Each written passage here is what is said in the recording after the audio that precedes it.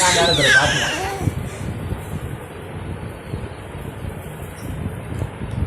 ஆய் நக்காத சோழன் சொல்லு சோழன். ஆய் ஆய்